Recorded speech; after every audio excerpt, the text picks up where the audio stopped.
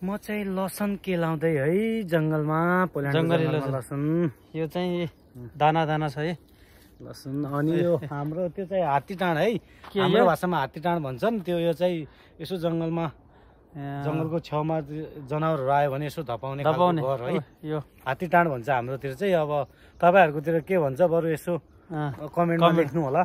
ल हामी चाहिँ लसुन कहाँ पाइन्छ? लसुन यता छ जति पनि छ हो। यस्तो हो बारीमा लसुन भनेको। सबैले बारीमा लाउँछन्, हामीले त हेर्नु है गाना आयो यस्तो हो कि लसुन जङ्गलमा यस्तो हो लसुन भनेको। जङ्गली लसुन, जङ्गली लसुन। ए हामी जङ्गलमा छौँ। सर जङ्गलमा यता फेरि गाउँ, यो फेरि गाउँ है। जान डरै आएको यार।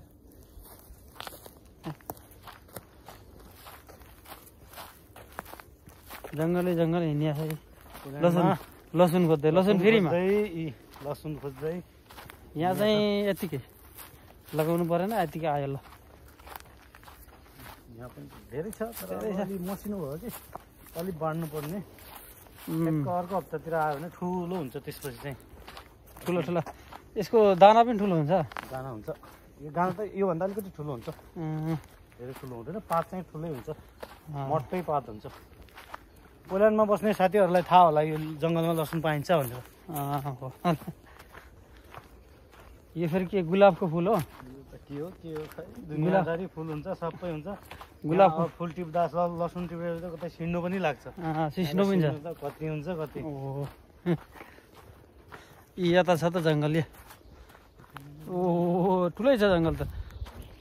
यहाँ पनि रहेछ है।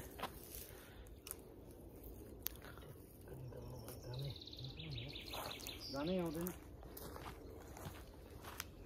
ओ घोडा आयो, घोडा देखिँदैन।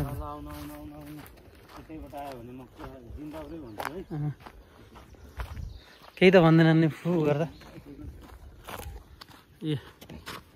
यहाँ गाउँ यो गाउँलाई नै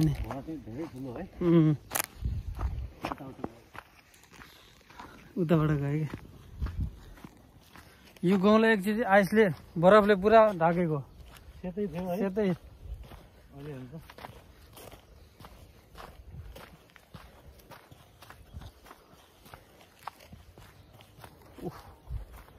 उताबाट गयो कि उनीहरू उता गए। घोडा घोडा चाहिँ उताबाट गयो। यस्तै ठुलो यार घोडा पनि हेर्नु। उहाँको देखिन्न, देखिन्छ देखिँदैन, देखिँदैन। ओ